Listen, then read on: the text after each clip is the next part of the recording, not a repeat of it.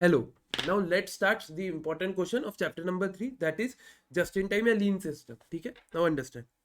The first question is there's a this M Limited एक automobile manufacturing company है, you know, वो currently standard cost use कर रही है, ठीक है, और उसका मार्केट शेयर 22% है, एंड अब वो प्लान कर रही है काइजन कॉस्टिंग के कॉन्सेप्ट को.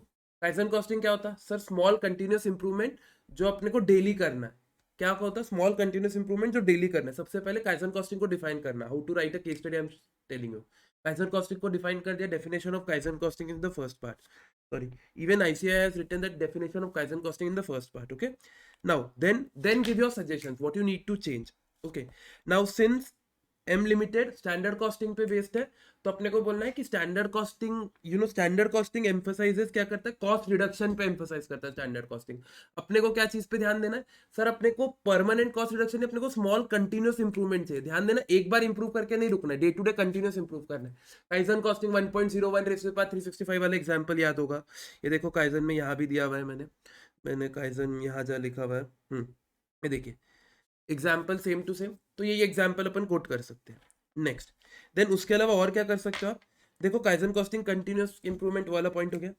देन अब समझो ये लोग क्या कर रहे हैं, जो स्टैंडर्ड सेट कर रहे हैं ना, वो सेमी एनुअली सेट कर रहे हैं, मतलब 6 मंथ्स में सेट कर रहे हैं. Now the problem is kaizen costing tells you should not set your budget in 6 months. You should ensure you set your budget daily और on a shorter duration, that is weekly, monthly, as the case में भी. सो आप weekly या monthly budget set करो, वो इसमें बोला हुआ है.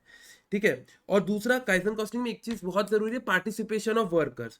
तो आपको पार्टिसिपेशन ऑफ वर्कर्स, लेबरर्स, ताकि उनको एक सेंस ऑफ बिलोंगिंग मिले, ये चीजें समझे. समझा? अब अगर एग्जाम में काइजन कॉस्टिंग का है तो क्या पॉइंट्स लिखोगे? काइजन डिफाइन करोगे. ए, यस सर काइजन डिफाइन कर लिया. सेकंड सर, स्टैंडर्ड कॉस्टिंग जो है वो सीधा कॉस्ट रिडक्शन पे ध्यान देता है, अपने को कॉस्ट रिडक्शन नहीं कंटिन्यूस इंप्रूवमेंट चाहिए. दूसरा point sir, third point, kaizen cost standard costing एक एक सेमी, मतलब 6 मंथ्स या जो भी एनुअली उन्होंने डिसाइड किया, एक लॉन्ग टर्म का बजट बनाता है. सर लॉन्ग टर्म नहीं, काइजन कॉस्टिंग में शॉर्ट टर्म वीकली बजट चाहिए. एंड फोर्थ सर, हमें लेबर पार्टिसिपेशन चाहिए. ठीक है, ये हो गया काइजन कॉस्टिंग वाली केस स्टडी, ये हो गई आपकी एम लिमिटेड वाली केस स्टडी. दूसरी केस स्टडी पे चलते हैं. ना मैंने आपको एक इलस्ट्रेशन 2 भी इंपॉर्टेंट दिया हुआ था. अब इलस्ट्रेशन 2 अगर देखना है तो चैप्टर नंबर 3, इसी चैप्टर का चैनल पे रिवीजन वीडियो डाला हुआ है. प्लीज वो रिवीजन वीडियो देखो, उसमें मैंने ये वाला क्वेश्चन सॉल्व करवाया है. ध्यान देना, उसमें मैंने performance measurement and operating effectiveness जब करवाया है, वहाँ ये वाला एंड टेस्ट योर नॉलेज का फर्स्ट क्वेश्चन, वो दोनों सॉल्व करा है टैक टाइम वाला. तो आप वहां से वो देख सकते हो. देन इसके बाद ये जो है डर्बी ग्रे वाली केस स्टडी. अब डर्बी ग्रे वाली जो आपकी केस स्टडी है, डर्बी ग्रे वाली, ये डील करती है विद 6 सिग्मा. अब 6 सिग्मा दो टाइप के होते हैं sir. Yes sir, 6 sigma 2 types. Sir, define, measure, analyse, improve, control. This is done for existing products, existing process. Define, measure, analyse, design, verify. Design करना है तो सर ऑफकोर्स नई process ही करना पड़ेगा, तो न्यू प्रोसेस के लिए डीवी होता है, कंटिन्यूस प्रोसेस के लिए आईसी, इंप्रूव एंड वो होता है कंट्रोल. ना अब इसमें क्या है, अपन ऑलरेडी एक बैग बना रहे हैं. ठीक है, लेदर लगेज बैग्स 62 इंचेस की, और उसके लिए दिल्ली, कोलालमपुर में, और इंडस्ट्री जो भी आपने केस स्टडी तो पढ़ेगी, मैं आपको केस स्टडी एक्सप्लेन नहीं कर रहा हूं, मैं आपको सिर्फ बता रहा हूं कि सोचना कैसे है इसमें. अब advice measure of 6 sigma implementation to reduce number of sales return, DMA IC method. अगर ये डीएमए आईसी नहीं भी बोलता, अगर ये बोलता है इंट्रोड्यूस 6 सिग्मा मेथड, तो क्या करते हैं? तो पेपर में कंफ्यूज नहीं होना सर, आईसी लगाएंगे डीवी लगाएंगे. बेटा आईसी लगाएंगे. क्यों? Why IC? Because this company या this leather bag are already into existence. It is not a new product that we are manufacturing. Got this part? So अगर exam में IC हटा भी दिया तो भी अपन आईसी ही लगाने वाले थे. ठीक है, चलिए. अब सबसे पहले डिफाइन दी प्रोसेस. प्रोसेस को डिफाइन करना. क्या होगा प्रोसेस को डिफाइन? सबसे पहले तो आपको 6 सिग्मा, देखो सबसे पहले 6 सिग्मा की डेफिनेशन लिखना.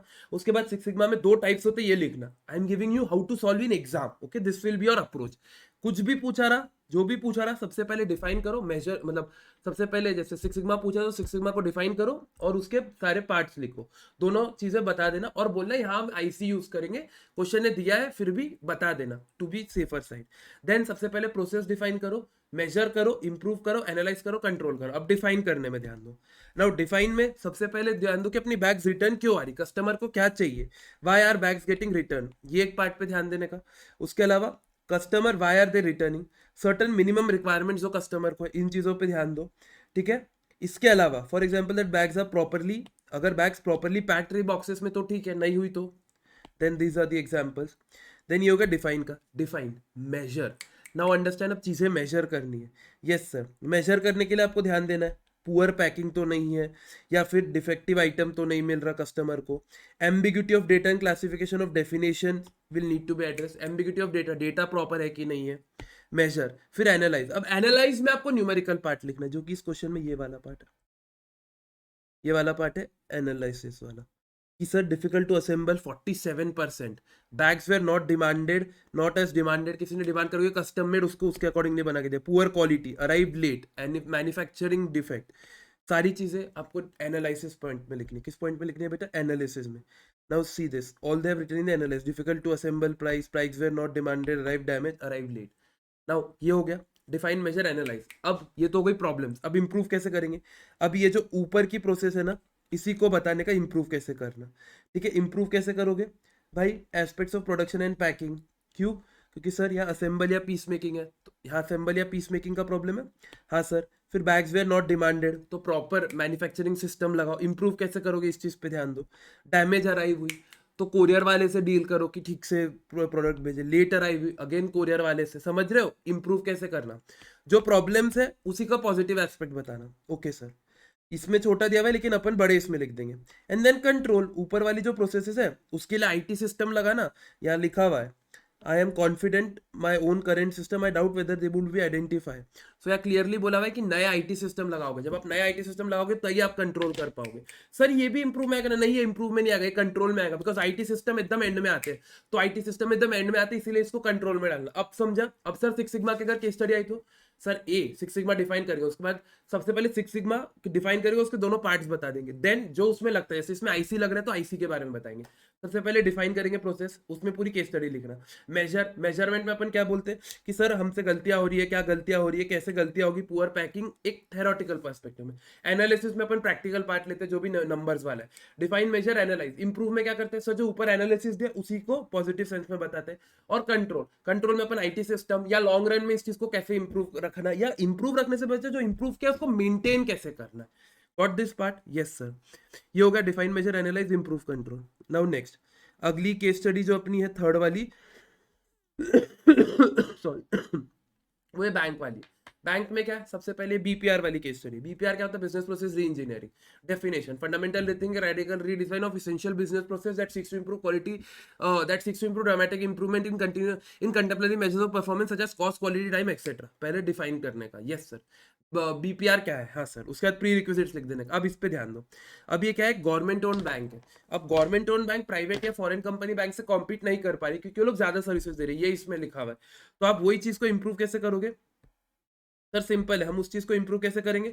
हम सर जो जो हमारी बैंक में मिसिंग है वो चीजें लाएंगे। जैसे हम नई टेक्नोलॉजी लाएंगे, हम कोर बैंकिंग सिस्टम लाएंगे, सीबीएस। आप लोग सब लोग बैंक ऑडिट करके you will understand what I am saying. You will introduce CBS, you will introduce premium services for certain premium customers. Your ATMs are not working, you need to ensure that your ATMs are working. Okay, so basically in BPR what you do, you radically change every process. आप छोटी मोटी चीजें नहीं बदलते, आप पूरे का पूरा ग्राउंड लेवल से, रूट लेवल से पूरा अपसाइड डाउन प्रोसेसेस चेंज करते हो। ठीक है, तो बीपीआर ये हो गया। अब आप इसके लिए बैंक के पॉइंट्स लिख देना, एक बार पढ़ लेना, सिंपल है, कुछ समझाने लायक नहीं है। सिर्फ बीपीआर एक कॉन्सेप्ट रिवाइज करवाना था, इसलिए मैंने ये केस स्टडी डाल दी है। ठीक है, अब यहाँ देखो, यहाँ अपने केस स्टडी के पॉइंट्स हो गए। हाँ, अब इलस्ट्रेशन 2 भी मैंने करवा चुका हूँ। अब illustration TY, okay, test your knowledge का क्वेश्चन नंबर 1 मैंने बोला हुआ है कि टेस्ट योर नॉलेज का क्वेश्चन नंबर 1 भी मैंने आपको करवा दिया है, वो वाले रिवीजन वीडियो में। एक बार टेस्ट योर नॉलेज खोल लेते हैं। टेस्ट योर नॉलेज है ये। हाँ सर, इसमें पहला वाला क्वेश्चन अपन ने कवर करा चुका है, टैग टाइम वाला। नहीं याद है तो रिवीजन वीडियो का लिंक मैं डिस्क्रिप्शन में डाल दूंगा, वहां से आप देख सकते हो टैग टाइम वाला। ठीक है, हाँ सर। अब अपन देखते हैं क्वेश्चन नंबर 2 क्या बोल रहा है आपका। क्वेश्चन नंबर 2, क्वेश्चन नंबर 2 में क्या होता है? एक कोई कंपनी है, वो अभी जेआईटी नहीं यूज कर रही, लेकिन उसको जेआईटी में शिफ्ट होना है। मेजॉरिटी आपके क्वेश्चन अगर चैप्टर नंबर 3 से है तो यही कॉन्सेप्ट पाएंगे कि company not in JIT would like to shift in JIT. तो आपको 3 फैक्टर्स में पूछेंगे, सबसे पहले फाइनेंशियल या न्यूमेरिकल। नेक्स्ट फिर आपको पूछेंगे tell me the advantages and should the company shift, what are the prerequisites, what are the conditions company need to keep in mind. Sir हमने ये सब करा हुआ है, प्रैक्टिकल के अलावा मैं बता रहा हूँ। प्रैक्टिकल वाला तो हर क्वेश्चन अलग होता है, लेकिन देखिए प्री रिक्वेस्ट ऑफ जेआईटी यहाँ अच्छे से लिखा हुआ है। सर वेंडर रिलायबिलिटी चेक करेंगे, गुड कम्युनिकेशन चेक करेंगे, defective raw material, demand stability, TQM, preventive maintenance, low variety. Sir ये सब याद रखना जरूरी है? नहीं सर। सर जी इसमें से अगर 4 पॉइंट भी याद आ गए तो आपको एग्जाम में मार्क्स फुल मिल जाएंगे सर। लेकिन सर अपने को सर जी ये चारों पॉइंट ना केस स्टडी से लिंक करना है। All this 4 point needs to be link to the case study. I will show you in this case study. Now understand. सबसे पहले प्रैक्टिकल वाला एस्पेक्ट में फटाफट बता देता हूँ क्योंकि आपको भी समझ जाएगा। क्या बोला हुआ है फर्स्ट वाला पार्ट कि average inventory through out the year 1 crore की मेंटेन्ड है एंड अपन 12 करोड़ का रॉ मटेरियल खरीदते, 12 crore are inventory cost current इसमें, हाँ सर 12 करोड़ इन्वेंट्री का खर्चा है, दूसरा 1 करोड़ उसको मेंटेनेंस का है, ठीक है। नेक्स्ट सप्लायर, ये इसमें लिखा हुआ है, मैं फटाफट बता रहा हूँ। देन दूसरा, अगर अपन जेआईटी में शिफ्ट होते हैं ना तो क्या होता है, जेआईटी में इसीलिए शिफ्ट होते हैं क्योंकि अपन सप्लायर की क्वालिटी चेक करें, मैंने बोला यहाँ एक चीज है vendor reliability and defect free raw material. So defect free raw material एक प्री रिक्विजिट है, तो डिफेक्ट फ्री के लिए अपन सप्लायर से बात करते हैं, सप्लायर से अगर आपको और अच्छे गुड्स चाहिए तो आपको 30% एक्स्ट्रा पे करना पड़ेगा, डिफेक्ट नहीं आएंगे। तो 30% एक्स्ट्रा मतलब पहले जो 12 का था 15.6 का है। दो मेथड है, या तो सिर्फ मार्जिनल अप्रोच से करो, दैट इज अभी 3.6 से बढ़ गया, या फिर डायरेक्टली मैं बेसिकली कहता हूँ दोनों तरफ के लिख लेता हूँ, टोटल चेक करता हूँ, वो मुझे इजी जाता है। आप लोग चाहो तो मार्जिनल इस पे भी कर सकते हो, आई प्रीफर टोटल वाला। 12 करोड़ यहाँ 15.6 करोड़। उसके अलावा एक और चीज लिखिए, कॉन्सिक्वेंटली जब आप ये मेजर करोगे तो चेकिंग एंड हैंडलिंग कॉस्ट नहीं लगेगा। लॉजिकली सोचो ना, जस्टिंग टाइम में हैंडलिंग कॉस्ट नहीं लगता, सबसे बड़ा अपना यही है, वेयर हाउस और हैंडलिंग कॉस्ट नहीं लगता, तो वो दोनों खर्चे यहाँ नील हो जाएंगे। मतलब यहाँ से 15.6 लगेगा, 1 करोड़ और 20 लाख नहीं लगने वाला है। 20 लाख रॉ मटेरियल इन्वेंट्री का इंश्योरेंस कॉस्ट है, वो भी नहीं लगा क्योंकि मेंटेन कुछ करना ही नहीं है, सीधा आ रहे हैं प्रोडक्शन कर रहे हैं जा रहे हैं, खत्म। सिमिलरली वेयर हाउस का खर्चा नहीं लगेगा, तो ये आपकी सेविंग्स हो गई। कितनी हो गई सर, ये तीन लॉजिक अगर ऐसे भी सोचो तो, लेकिन ये सब आप लिखोगे ही नहीं, यहाँ सिर्फ अभी 15.6 लगा, जेआईटी के अंदर 15.6 करोड़, जो सादे मैन्युफैक्चरिंग है उसमें क्या क्या लग रहा है, 12 करोड़ का इन्वेंट्री, 1 करोड़ का ये मेंटेनेंस, उसके अलावा 20 लाख रुपए का इंश्योरेंस, उसके अलावा 3 करोड़ रुपए का ये total. Then production is 1,50,000 per year. The company plans its finished good equivalent to 1 week's production. Not at all relevant. यहाँ क्या बोला हुआ है कि क्योंकि अपन जेआईटी कर रहे हैं तो यहाँ 3,000 यूनिट ही बना पाएंगे पर ईयर। यही एक काम का है जो मैं बता रहा हूँ, इसको स्टॉक आउट कॉस्ट बोलते हैं। 3,000 यूनिट ही एक साल में बना पाएंगे। Now understand, you can only make 3,000 units. Now अब नहीं, सॉरी 3,000 यूनिट आप नहीं बना पाओगे, स्टॉक आउट रिप्रेजेंट, आप 3,000 यूनिट नहीं बना पाओगे कुछ कारणवश, क्योंकि जेआईटी है तो आप 3,000 यूनिट नहीं बना पाओगे। अब क्या हो रहा है, ये 3,000 यूनिट आप बना नहीं पा रहे हो तो आपका स्टॉक आउट कॉस्ट होगा। अब आगे एक और लाइन लिखी हुई है कि अगर अपने को अपॉर्चुनिटी कॉस्ट रिड्यूस करना है 3,000 यूनिट का, तो अपन ना कंपनी 10 लाख रुपए पर एनम का खर्चा कर देगी, 10 लाख रुपीज पर एनम। सबसे पहले खर्चा करेंगे कि नहीं उसको समझो। तो 10 लाख रुपए आप करोगे ना, तो उसके बाद with this over time stock out cost can reduce to 2,000 units. इस चीज पे ध्यान देना, रिड्यूस टू मतलब 1,000 यूनिट अपन और बना सकते हैं 10 लाख रुपए डाल के। अब बनाना चाहिए कि नहीं मैं वो समझा के दे रहा हूँ। सबसे पहले एक चीज समझो, करेंटली सेल प्राइस कितनी है बेटा, सर 5,000 है। यस सर, कितनी है बेटा, sir sale price is 5,000, okay हाँ 5,000 and production cost is 2,000, okay. Contribution निकालना है, ठीक है। While variable selling and general overheads, sales में जनरल ओवरहेड्स आ जाता है, हाँ sir, per unit. Now raw material procurement cost is currently 800 per unit, okay. सो ये जो अपना 2,000 रुपीज है ना, ये अगर रॉ मटेरियल के साथ 800, तो इसमें से अगर 800 माइनस कर दे, विदाउट रॉ मटेरियल 1200 का है, हाँ सर, विदाउट रॉ मटेरियल 1200 का है, यस सर। एंड देन उसके बाद लिखा हुआ है, क्योंकि मैंने क्यों लिखा, क्योंकि रॉ मटेरियल का प्राइस बढ़ गया ना, मैंने बताया ना 15.6 crore, yes sir, raw material का प्राइस बढ़ गया 1,040 हो गया, तो नया प्राइस 1,040 होगा। तो टोटल अब कितना कमाऊंगा, 5,000 माइनस 750 माइनस 1240, सॉरी 1040 माइनस 1200, 2010 आप कमाओगे। अब एक चीज समझना, ये कंट्रीब्यूशन पर यूनिट है, यहां आप ये 10 लाख डाल के 1,000 यूनिट का कंट्रीब्यूशन और ला सकते हो, 1,000 यूनिट का कंट्रीब्यूशन, क्योंकि 3,000 स्टॉक आउट थी, अब 2,000 ही है, तो 1,000 यूनिट तो इंटू 1,000, तो दैट इज 20,10,000। हाँ सर 20,10,000। अब मुझे बताओ 10 लाख रुपए डाल के मैं 20,10,000 का गेन कर रहा हूँ, करोगे? यस सर, लॉजिकल है। So irrespective of anything you would do this 10 lakh. तो ये 10 लाख रुपीज का खर्चा आपके जेआईटी सिस्टम में आ जाएगा, हाँ सर 10 लाख का खर्चा आएगा। लेकिन अभी भी मेरे 2,000 यूनिट में बना नहीं पा रहा। अब समझो, मैं 2,000 यूनिट बना नहीं पा रहा, अगर बनाता तो मैं 2,000 यूनिट पे 2010 इतने रुपीज कमाता कंट्रीब्यूशन, हाँ सर। तो अब ये क्योंकि जेआईटी में नहीं, अगर जेआईटी में जाने का नहीं, 2,010 यूनिट को मैं नहीं बना पा रहा, मतलब मेरा टोटल अपॉर्चुनिटी कॉस्ट बोलो 40,20,000 का हो गया, 2010 इंटू 2,000, यस सर। ये भी जेआईटी के कॉस्ट में जाएगा, हाँ सर। अब आपने लिखा होगा तो मैं आपको उसकी इमेज बता देता हूँ, जेआईटी में क्या क्या चीजें जाएगी, ध्यान देना। ये देखिए, सबसे पहले material procurement cost 12 crore, 15 crore, 60 lakh. दूसरा क्वालिटी चेक 1 करोड़, यहाँ नहीं आएगा, मैंने बोला सेविंग हो जाएगी। इंश्योरेंस कॉस्ट 20 लाख, इधर आएगा, इधर नहीं आएगा। वेयर हाउस रेंटल इधर आएगा, इसमें तो आएगा ही नहीं। दूसरा देखो ओवर टाइम चार्जेस, मैंने बोला ओवर टाइम चार्जेस लगेगी कि नहीं वो चेक करना है, चेक करके अपन ने डाला है, हाँ सर। वो आ गया। दूसरा stock out cost, sir stock out cost भी आ गया। यहाँ टोटल खर्चा, यहाँ टोटल खर्चा, इधर सेविंग हो रही है, अपन ऐसे ही जेआईटी में शिफ्ट हो गए। लेकिन ये हो गया सिर्फ financial factors. Sir non financial factors, बेटा जेआईटी में एक प्रॉब्लम है ना, अपना ये 2000 कॉस्ट का अभी भी स्टॉक आउट कॉस्ट है। अब ये जो स्टॉक आउट है 2000 यूनिट बना नहीं पा रहे, इससे शायद अपनी गुडविल अफेक्ट होगी। तो सिर्फ फाइनेंशियल फैक्टर्स पे नहीं, नॉन फाइनेंशियल फैक्टर्स पे भी ध्यान देना। ठीक है, इंस्टीट्यूट ने सर यही सेम वर्किंग करी है। नेट बेनिफिट दोनों का डिफरेंस उन्होंने बताया, वो छोड़ो नेट बेनिफिट का। ठीक है, इसके अलावा एक और चीज आपको बोली हुई है क्वेश्चन में कि आप वर्किंग कैपिटल भी सेव करोगे, ध्यान देना।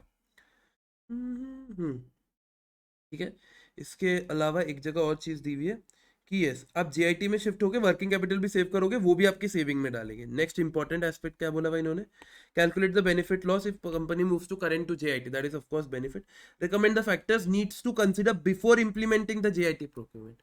बिफोर इंप्लीमेंटिंग मतलब सर प्री रिक्विजिट, मतलब वेंडर रिलायबिलिटी। देखो यही पॉइंट यहाँ से मैं आपको बताता हूँ, vendor reliability, good communication, defect free, ये प्री रिक्विजिट्स है। ध्यान देना ये सारी चीजें हो रही कि नहीं हो रही। सर ऐसा कहा दिया हुआ, मैं बता देता हूँ, ये देखिए। Entire process has to be detailed and integrated sequentially since production is defect on delivery and quality of raw material. Heavy reliance is being placed on suppliers. Vendor reliability. Of course sir, थोड़ा words अपने use कर सकते हैं। आपको क्या लिखना है वो समझो, एग्जैक्ट ये वर्डिंग नहीं जरूरत है। फिर sales trends, sale trend time आएगा sir. Demand stability, sales trend, demand stability, yes sir. ठीक है, उसके अलावा प्रिवेंटिव मेंटेनेंस, कंटिन्यूस इंप्रूवमेंट, वही सारे पॉइंट्स बोले हुए। सो बेसिकली आप समझ रहे हो, अगर आपने वो उधर के वो 5 पॉइंट्स याद कर लिए तो यहाँ आपको ये समझेगा। समझ रहा क्या मेरा एस्पेक्ट, मैं क्यों इतना फटाफट बता रहा हूँ, बिकॉज ये वीडियोस आपको एकदम एंड में देखने हैं। ऐसा नहीं है कि पहली बार ये देखो, पहली बार खुद सॉल्व करो, कहीं अटके तो ये देखो। ठीक है, ये हो गया क्वेश्चन नंबर 2। देन अब अपन आते हैं क्वेश्चन नंबर 3 पे। क्वेश्चन 3 नहीं, क्वेश्चन 3 नहीं है ना इसमें इंपॉर्टेंट, क्वेश्चन 1 2 7 8 है। ठीक है, 7th वाले पे आते हैं। नाउ 7th वाला बहुत ही इंपॉर्टेंट है, मैं इसीलिए 7th वाले पे काफी इंपॉर्टेंस दिया। 7th वाला one of the important question है, बिकॉज इसमें प्रॉपरली आपको बीपीआर क्या होता है वो समझेगा। सबसे पहले आपको क्वेश्चन में क्या बोला हुआ है कि एक्सपर्ट एडवाइस, और ये तो ठीक है, इसमें एक चीज बोली हुई है, advice information system which would be required for the री engineering of process. Now advice the information system, अब समझो यहाँ ना कुछ बेसिक पॉइंट्स है।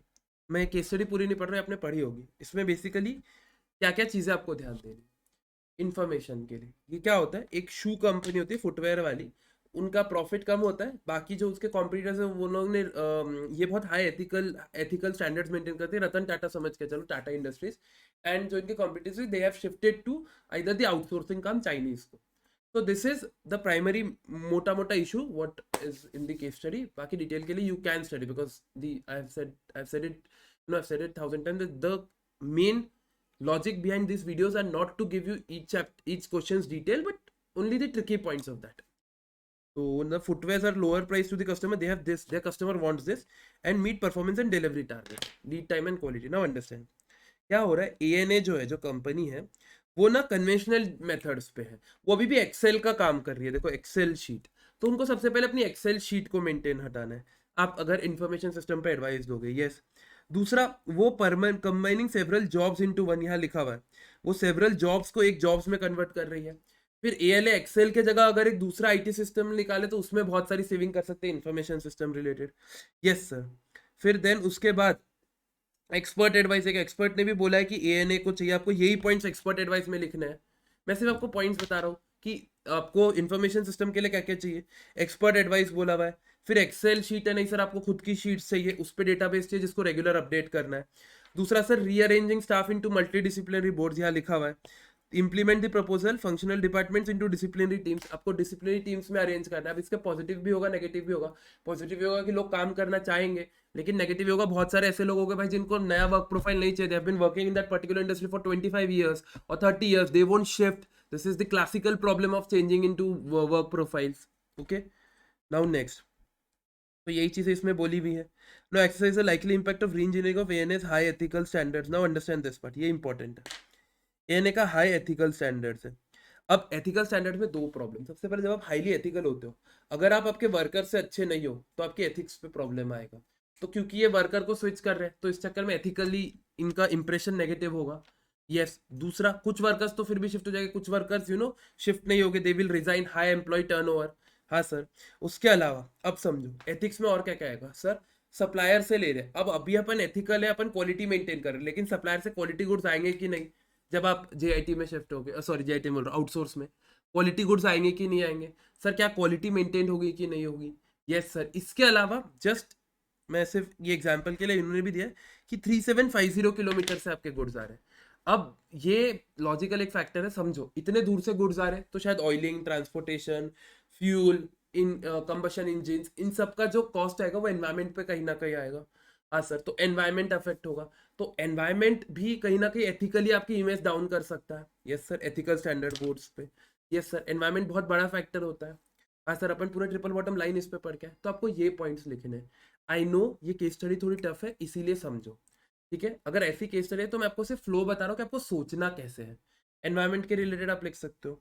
दूसरा, सप्लायर से अगर क्वालिटी अफेक्ट हुई है तो प्रॉब्लम होगी। दूसरा, लेबरर का इफेक्ट आएगा। तो एग्जाम में अगर आपको पूछे कि कोई एथिकल कंपनी है उसमें प्रॉब्लम्स है तो क्या क्या होगी, सर लेबर वाला तो आप डाल ही सकते हो, सर जी एनवायरमेंट वाला डाल देना। अब सप्लायर वाला है सर जी, वो स्पेसिफिकली क्वेश्चन वाला लगेगा। ठीक है, I know I am giving going it very fast, but you need to understand why I am going it very fast, क्योंकि डिटेल में जाऊंगा तो 1.5-2 घंटे का एक वीडियो बनेगा जो सेंसलेस है अभी एग्जाम के time. Then third point evaluate करना है ना, दिस इज एक थोड़ा थेरोटिकल प्रैक्टिकल पार्ट है, अब इसमें ध्यान देना। ये तो ठीक है, करेंट कॉस्ट है। अब अपन आउटसोर्स में बुला रहे हैं तो CNY 28 रुपए, छोड़ो आपने काम कर दिए, एक CNY मतलब 18 BND, तो 28 × 18 कर दोगे 504। बोलोगे अरे सर बच गए बच गए बच गए, पैसे बच गए, अरे ऐसा नहीं है। अभी और एक खर्चा आएगा, यहाँ बोला हुआ है कि आपको जो सप्लाइंग का कॉस्ट है 40,000 BND लगेगा। 40,000 BND बोला हुआ है, BND home currency, always remember this part, BND home currency है। ठीक है। हाँ सर। आप इसको एक काम करो ना, BND की जगह रुपीज मान लो और इस चीज को डॉलर मान लो अभी के लिए। हाँ सर, BND की जगह रुपीज मान लो। अब अपने को खर्चा 40,000 रुपए लगने वाला है, 40,000 रुपीज रखने वाला है। ठीक है। ठीक है। तो 40,000 का खर्चा पड़ेगा। हाँ सर। अब ये जो 40,000 का खर्चा है, ये सर यहाँ बोला हुआ है कि एक कंटेनर में 5,000 पेयर्स ऑफ शूज आएंगे। अब सर शूज तो अपन पेयर्स के हिसाब से बेचेंगे ना प्रभु, प्लीज कोई ऐसा मत करना। एक मेरे स्टूडेंट ने पूछा था, सर ये तो 10,000 जूते हैं, तो पर जूते तो सर 4 रुपए आएगा। प्रभु नहीं नहीं, प्रभु माफ करो, पेयर्स में शूज बेचते ना, ऐसा है क्या राइट का दो, ऐसा कभी नाइकी के शोरूम में गए तो ऐसा करता है क्या सर, राइट वाला 200 का, लेफ्ट वाला 200 का, 400 का जूते पड़ेंगे। वो टोटल 400 बताता ना, अपन बोलते क्या राइट का दे सिर्फ लेफ्ट का दे। तो प्रभु ये 5,000 से ही डिवाइड करना प्लीज। तो ये 40,000, अब इसको 5,000 से डिवाइड करोगे तो कितना आएगा, 8 रुपए। ये 8 रुपए भी तो कॉस्ट पड़ेगा अपने को बुलाने का, क्योंकि शिपिंग चार्जेस। Yes sir. तो ये 8 रुपए, तो टोटल 512 रुपए का पड़ गया। अब समझो ये 512 625, प्राइमरीली आपको ये परवड़ रहा है अभी। Yes sir. तो अभी आप बोलोगे as on date we are preferring, sir as on date क्यों बोला, क्योंकि आगे एक और लाइन लिखी हुई है, custom tariffs are expected to change soon. आगे जाके शायद कस्टम टैरिफ चेंज हो जाएगी। Imports into ANI's home country for example India, import करने में आगे इंडिया में सब्जेक्ट टू 10% BCD लगेगा, और दूसरा 1% social welfare charge on duty. On duty बोला तो ड्यूटी पे लगेगा, तो बेसिकली एक चीज समझो, कितना पड़ेगा, कॉस्टिंग बता रहा हूँ, 28 रुपए है। हाँ सर। उस पर 10% चार्ज लगेगा। ठीक है, 2.8। हाँ सर। और ये 2.8 पे और 1% लगेगा, सिर्फ ड्यूटी पे बोला हुआ है उधर। Yes sir. और ये 28, सो टोटल कितना पड़ेगा बेटा, 30.828 828 क्या पड़ेगा ये, सर ये 828 CNY या डॉलर्स जिसको अपन ने बोल रखा है। हाँ सर। और अब इसको अपने को अपने टर्म्स में कन्वर्ट करना है, तो इंटू 18, सो दैट इज 554.904। हाँ सर। प्लस ये 8 रुपए भी तो आएगा। Yes sir. 40,005 8 रुपीज। सर 8 रुपए पे वो क्यों नहीं लगाया आपने, 8 रुपए पे क्या बोलते हैं अपना बेसिक कस्टम ड्यूटी। बेटा ट्रांसपोर्ट चार्जेस पे कस्टम ड्यूटी नहीं लगती, GST में अच्छे से पढ़ा हुआ है, बट अभी समझ लो ट्रांसपोर्ट चार्जेस पे कस्टम ड्यूटी नहीं लगती, काफी स्टूडेंट्स यहाँ मिस्टेक करते तो उन पे नहीं लगेगी। प्लस 8 रुपीज आ गया, तो 562.904 फ्यूचर में लगेगा। अब देखो फ्यूचर में भी आप लोग को लग रहा है प्रॉफिट ही है, लेकिन एक चीज समझना, अगर बाद में, ये तो अभी अपन ये मान के चल रहे हैं कि ये जो कन्वर्जन रेट है, एक्सचेंज रेट है, ये फिक्स है, लेकिन अगर इन्फ्लेशन या RBI के कारण एक्सचेंज रेट चेंज होता है तो आपको लॉस होगा, समझना, तो आपको लॉस होगा। बस आपको वही बताना है कि करेंटली मैं आपको सॉल्यूशन भी दिखा देता हूँ, कौन सा पेज है ये, ये रहा। ठीक है, ये आपको सॉल्यूशन में समझा देता हूँ। सेम चीज उन्होंने बोली हुई है देखो 562.904 ही अपना आया था, 625 दोनों को कंपेयर किया है, उन्होंने बोला फ्यूचर में अपने को इशू आ सकते हैं।